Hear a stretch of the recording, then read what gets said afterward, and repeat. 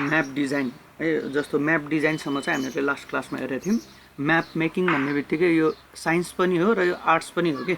Science र art दुइटै मिलेर बनेको छ भनौँ न। एउटा साइन्टिफिक क्यालकुलेसन पनि हुनु पऱ्यो र त्यहाँनिर आर्टिस्टिक एस्पेक्टलाई पनि हेर्नु पऱ्यो है। दुइटै कन्सेप्टबाट चाहिँ हामीहरूको म्याप मेकिङ प्रोसेसलाई हामीले बुझ्न सक्छौँ। र के हुन्छ त भन्दाखेरि ब्युटिफुल म्याप चाहिँ सबैको होइन आँखामा पर्छ भने त्यसले धेरै मान्छेलाई इन्फ्लुएन्स पनि गर्न सक्छ र त्यसमा केही एकुरेसीहरू कम भयो भने पनि खासै फरक पर्दैन। त्यही भएर हामीहरूको म्याप डिजाइन गर्नेलाई एकुरेट जस्तो छ त्योभन्दा पनि अलिकति डेभिएट भएर पनि भएको हुनसक्छ र त्यसको लागि चाहिँ जेनरलाइजेसनको एउटा डायग्राम देखाएको छ, हेर्न सक्छौँ। यसलाई चाहिँ मोर जेनरल फर्ममा निकाल्यो कि यो म्यापलाई चाहिँ मोर जेनरल फर्ममा निकाल्यो। जस्तो यो पहाडहरू छ भने पहाडलाई चाहिँ बुझिने तरिकाले चाहिँ लेखेको छ है। यसलाई चाहिँ जेनरल बनाएर लेखेको भन्न सक्छौँ। र कस्तो त भन्दा जेनरलाइजेसन भनेको यहाँनिर डिटेल्सहरू यो लेफ्ट इमेजमा चाहिँ डिटेल्सहरू बढी छ भने यो राइट इमेजमा चाहिँ डिटेल्सहरूलाई चाहिँ घटा छ है। डिटेल्सहरूलाई घटा छ र त्यसलाई मोर जनरल फर्ममा चाहिँ देखाएको छ। र यस्तो केस कस्तो हुन्छ त भन्दाखेरि हामीले लार्ज स्केल म्यापलाई चाहिँ स्मल स्केलमा कन्भर्ट गर्न लाग्यौँ भने जेनरलाइजेसन गरेको हुन्छ। अब हेरौँ जेनरलाइजेसन भने के हो। Maps contain a certain level of detail depending upon its scale and purpose. जस्तो म्यापको डिटेल्सहरू चाहिँ स्केल र के कामको लागि निकाल्यो म्याप त्यसको प्रपोजले गर्दा फरक पर्छ। जस्तो लार्ज स्केल म्यापमा चाहिँ धेरै डिटेल्सहरू हुन्छ भने स्मल स्केल म्यापमा कम डिटेल्सहरू त्यहाँनिर राखेको हुन्छ। र कार्टोग्राफर्सहरूले के गर्न सक्छ त भन्दाखेरि त्यो डिटेल्सहरूलाई चाहिँ जेनरलाइज पनि गर्न सक्छ है। र जेनरलाइज गर्ने भनेको त्यसलाई सिम्प्लिफाई गर्ने हो, इन्फर्मेसनहरूलाई चाहिँ रिड्युस गर्ने हो, जसले गर्दा चाहिँ त्यो हेर्नको लागि होइन रिडेबल होस् कि म्याप चाहिँ बढी रिडेबल होस् होइन। र यही कुरा चाहिँ जेनरलाइजेसन भनेर यहाँ डायग्राममा पनि हामीले हेरिसकेका छौँ। जस्तो यो डायग्राममा के गराएको छ त भन्दा यो जुन एकदमै होइन यहाँबाट एकदमै यो पहाडको ऊहरू चाहिँ तलमाथि हुनुभन्दा एकैचोटि यो पहाड हो भनेर बुझ्नको लागि यहाँ जेनरलाइज गर्दैछ। त्यसै गरी यहाँनिर जुन डिफ्रेन्ट ब्लक्सहरू छ यो डिफ्रेन्ट ब्लक्सहरूलाई चाहिँ कम्बाइन गरेर देखाएको छ है। यस्तोलाई हामीहरूले जेनरलाइज भन्छौँ। र जेनरलाइज गर्नको लागि लार्ज स्केलबाट हामीले स्मल स्केलमा लग्यौँ भने त्यहाँनिर जेनरलाइजेसन चाहिँ गरिन्छ है। Generalization is done normally when a map scale has to be reduced होइन। म्याप स्केललाई चाहिँ हामीले रिड्युस गऱ्यौँ भने however the essence of the contents of original map should be maintain. तर मेन कम्पोनेन्ट जुन छ, मेन कन्सेप्ट जुन त्यहाँ म्यापबाट आउन सक्छ त्यो कन्सेप्टलाई चाहिँ मेन्टेन गरेर चाहिँ राखेको हुन्छ। This implies maintaining geometric and attribute accuracy as well as aesthetic quality of the map है। यहाँनिर एस्थेटिक क्वालिटी भनेको हामीहरूको जुन ओरिजिनल क्वालिटी हुन्छ त्यो ओरिजिनल क्वालिटीलाई चाहिँ लस गर्नु भएन होइन। हामीहरूले हेर्ने बेलाको जुन आँखाले पर्ने पर्सेप्सन छ त्यो पर्सेप्सनलाई चाहिँ लस हुन भएन र त्यसमा चाहिँ ज्योमेट्रिक सेप्स र एट्रिब्युट्सहरूलाई मेन्टेन गरेर राख्नु पर्यो भनेर यो पोइन्टले चाहिँ भन्छ। त्यसै गरी हेर्न सक्छौँ दुई किसिमको जेनरलाइजेसनहरू हुन्छ, टु टाइप्स अफ जेनरलाइजेसन्स। र यो दुई किसिमको जेनरलाइजेसनहरूमा एउटा ग्राफिकल जेनरलाइजेसन भन्छौँ, एउटा चाहिँ कन्सेप्चुअल जेनरलाइजेसन भन्छौँ। अब ग्राफिकल जेनरलाइजेसनमा के हुन्छ भनेर हेर्छौँ भने सिम्प्लिफिकेसन भयो, इन्लार्जमेन्ट भयो, डिस्प्लेसमेन्ट भयो होइन, मर्जिङ हुनसक्छ त्यहाँनिर है, मर्ज गर्ने हुनसक्छ मल्टिपल कम्पोनेन्ट्सहरूलाई। यो भनेको जेनरलाइजेसन भयो। यहाँनिर यो माथिको डायग्राममा चाहिँ मर्जिङ गरेको छ होइन, मर्ज गरेर कम्पोनेन्ट्सहरूलाई मर्ज गरेर चाहिँ एउटैमा निकालेको छ।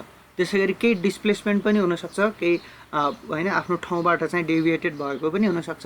त्यसै गरी इन्लार्जमेन्ट पनि हुनसक्छ, सिम्प्लिफिकेसन हुनसक्छ है, देखाउनको लागि कम्पोनेन्ट्सहरूलाई मोर भिजिबल बनाउनको लागि त्यो कामहरू चाहिँ हुनसक्छ। र त्यसै गरी हेर्ने हो भने कन्सेप्चुअल जेनरलाइजेसन भनेको mainly deal with the attributes and requires knowledge of map contents and the principle of themed map है। कन्सेप्चुअल जेनरलाइजेसनमा चाहिँ के हुन्छ त भन्दाखेरि यहाँनिर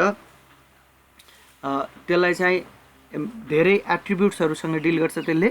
र जुन म्याप कन्टेन्ट्सहरू र त्यसको होइन नलेजहरूलाई चाहिँ रिक्वायर हुने हुन्छ।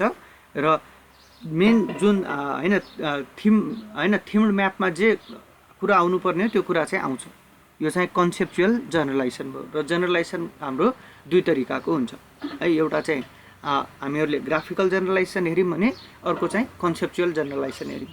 कन्सेप्ट बनाउने कुरामा चाहिँ कन्सेप्चुअल जेनरलाइजेसन भयो र म्यापमा इन्लार्ज गर्ने हैन त्यसलाई सिम्प्लिफाई गर्ने डिस्प्लेस गर्ने मर्ज गर्ने कुराहरू जस्तो आयो भने त्यसलाई चाहिँ ग्राफिक जेनरलाइजेसन भयो यो जेनरलाइजेसन र त्यसैगरी हामीहरूको अर्को छ हामीहरूको ग्राफिक भेरिएबल्स हैन यहाँनिर जुन डायग्राममा देखाएको छ यो ग्राफिक भेरिएबल्सहरू हो जस्तो यसमा चाहिँ साइज हुनसक्छ भ्याल्यु हुनसक्छ जस्तो साइज हेर्छौँ भने यो म्यापमा कुनै सानो छ कुनै ठुलो छ है त्यस्तै गरी यो म्यापमा यतातिरको अर्को कम्पोनेन्टमा पनि हामीले कुनै सानो कुनै ठुलो देख्न सक्छौँ भने नेक्स्टमा भ्यालुहरू पनि फरक फरक हुनसक्छ जस्तो ग्रे स्केल भ्यालु छ भने पनि ग्रे स्केल म्यापमा पनि कुनै चाहिँ डार्क हुनसक्छ कुनै चाहिँ लाइट हुनसक्छ त्यसै गरी टेक्सचरहरू हेर म्यापमा चाहिँ टेक्सचरहरू चाहिँ राखेर हैन टेक्सचरहरू कम्पोनेन्टको रूपमा राखेर पनि हामीहरूले चाहिँ त्यसको बिचमा डिफरेन्सलाई चाहिँ देखाउन सक्छौँ कलर भ्यालुहरू पनि फरक फरक गराउन सक्छौँ त्यसै गरी ओरिएन्टेसन जुन लाइन्सहरूको ओरिएन्टेसन छ कसैलाई हैन होरिजेन्टल कसैलाई भर्टिकल कसैलाई स्ल्यान्टेड हैन त्यसको एङ्गलहरू पनि चेन्ज गरेर ओरिएन्टेसनहरू पनि हामीले ओरिएन्टेसनबाट पनि देखाउन सकिन्छ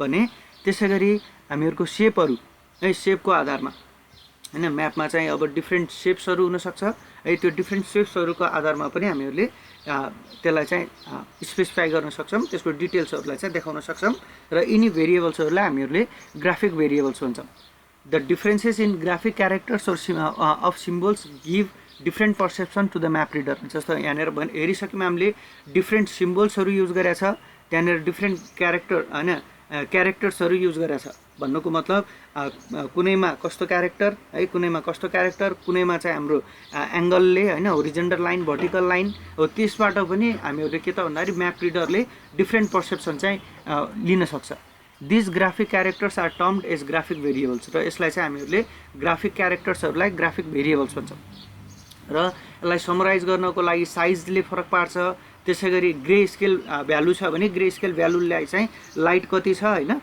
त्यसै गरी ग्रे भ्यालु चाहिँ कति छ त्यसको आधारमा पनि फरक पर्न सक्छ त्यसै गरी ग्रेन और टेक्सचर हैन त्यहाँनिर टेक्सचरहरू जस्तो हैन हामीहरूको इमेजमा सानो सानो टेक्सचरहरू ड्र गरेर पनि त्यहाँनिर फरक पर्न सक्छ भने त्यसरी कलर अनि ओरिएन्टेसन र सेपहरू कस्तो फर्मको छ यिनी कुराहरूबाट चाहिँ हामीहरूलाई हैन समरी के अरे म्यापलाई मा चाहिँ डिफ्रेन्ट टर्म्सहरूलाई चाहिँ देखाउन सकिन्छ र यस्तो भेरिएबल्सहरूलाई हामीहरूले ग्राफिक भेरिएबल्स भन्छ र knowledge of this basic graphical variables and their perceptual characteristics help the map designer in setting those variable र कस्तो हुन्छ त भन्दाखेरि म्याप डिजाइनरले डिजाइन गर्ने बेला यो भेरिएबल्सहरू हेरेर कहाँनिर कस्तो छ भनेर थाहा भयो भने उसले चाहिँ त्यो भेरिएबल्सहरू सेट गर्न सक्छ र त्यो भेरिएबल सेट गरेर हैन म्यापले दिनुपर्ने कुरालाई चाहिँ हैन जुन सेन्सेसनल हैन एउटा सेन्सेसनको एस्पेक्टमा चाहिँ त्यसलाई चाहिँ दिन सक्छ र युजरले त्यसलाई म्यापलाई हेर्ने बित्तिकै बुझ्न सक्छ यहाँनिर यस्तो रहेछ भनेर है यो चाहिँ ग्राफिक भेरिएबल भयो भने त्यस्तै गरी हामीहरूको युज अफ कलर हामीले म्यापमा चाहिँ कलर्सहरू पनि युज गर्न सक्छौँ है जस्तो कलरमा चाहिँ के हुनसक्छ त भन्दाखेरि कलर भनेपछि यसले हैन कलर पर्सेप्सन एज साइकोलोजिकल हैन कलरले चाहिँ साइकोलोजिकल फिजियोलोजिकल र कन्भेन्सनल एस्पेक्टले चाहिँ असर गर्छ मान्छेलाई हेर्ने बेला कलर हेरेर पनि बुझ्न सकिन्छ म्यापमा चाहिँ म्यापको डिफरेन्सेसहरू डिफ्रेन्ट एस्पेक्ट्सहरूलाई चाहिँ त्यहाँनिर हेर्न सकिन्छ र it has been noted that it is difficult to perceive colour in same areas र एउटै एरियामा कलर पर्सिभ गर्नलाई चाहिँ गाह्रो हुनसक्छ and more contrast is perceive between हैन some colour than between others अब कस्तो त भन्दाखेरि त्यसै गरी हामीहरूले कलर युज गर्ने बेला हैन मोर कन्ट्रास्टिङ कलर युज गर्यो भने पनि हैन त्यहाँनिर त्यो पर्सिभ गर्नलाई गाह्रो हुनसक्छ हैन अब त्यही कारणले गर्दा हामीहरूले in addition to distinguishing normal categories colour difference are use र त्यसको लागि चाहिँ कलर डिफरेन्सेसहरू युज गर्न सक्छौँ हामीहरूले डेभिएसन और ग्रेडेसन हैन जुन कलरको हैन एउटै कलर युज गरेछ हैन एउटै कलर युज गरेछ तर त्यो एउटै कलरमा पनि के गरेछ त भन्दाखेरि त्यहाँनिर ग्रेडेसन गरेछ हैन डिफ्रेन्ट कलर के अरे कस्तो त भन्दाखेरि एकदमै धेरै भएको क्वान्टिटी धेरै भएको एरियामा चाहिँ डार्क गरायो अनि अरू एरियामा चाहिँ लाइट गराएर पनि गर्न सकिन्छ भने अब धेरै चाहिँ त्यो कन्ट्रास्टिङ हैन तिमीहरूको सेम कलर हैन कस्तो त भन्दाखेरि सेम कलर युज गर्ने तर कस्तो तिनीहरूको थोरै ग्रेडियन्ट भ्यालु चाहिँ फरक गराएर पनि कलरलाई चाहिँ युज गर्न सकिन्छ र बेसिक म्याप एलिमेन्ट्सहरू हामीहरूले पहिले नै हेरिसकेका छौँ है जुन नर्थ डाइरेक्सन हैन। अनि कार्टोग्राफरको नाम भयो हैन, त्यस्तो प्रपर्टिज लेजेन्ड भन्थ्यौँ हामीले हैन, त्यो डिस्क्रिप्सनहरू तिनीहरू चाहिँ म्याप एलिमेन्ट्सहरू हुन् जुन चाहिँ योभन्दा अगाडि गरिसकेको छ।